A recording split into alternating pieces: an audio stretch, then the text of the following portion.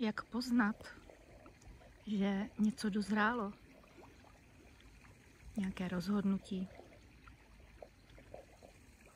odhodlání, touha. Já se učím od stromu na zahradě. Každý den jdu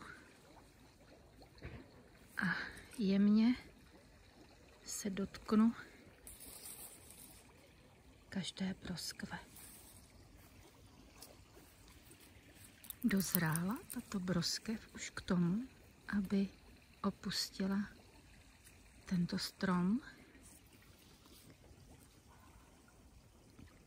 Dozrálo mé rozhodnutí vzdát se programu, který mi už neslouží. Tak se toho jemně dotýkám a nevím, pustí se? Nechci za ní tahat, nechci to tlačit, urychlovat. A tahle byla připravená. Tady a teď, ve dne, kdy se říká, že je otvíraná lví brána, se tato broskvička pustila.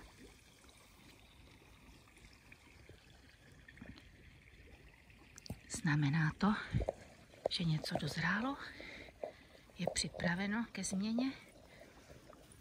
Mohu to propustit ze svého života, že už mi to neslouží, už splnilo svůj účel.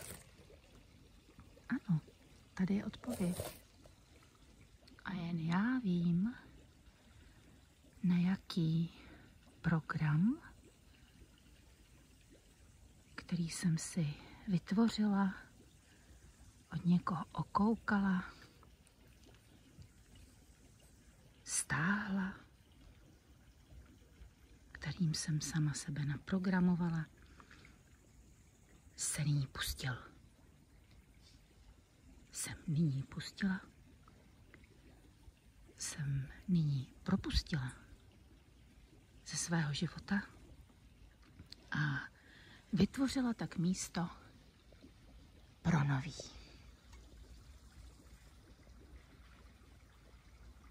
Jak jednoduché počkat si,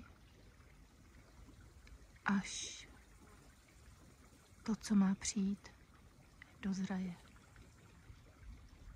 A pak to nepropásnout. A nemuset zažívat to, že už je pozdě. Že jsem to včas neuzřela, že už to dozrálo, že to přezrálo. Zůstalo to déle, než bylo připraveno.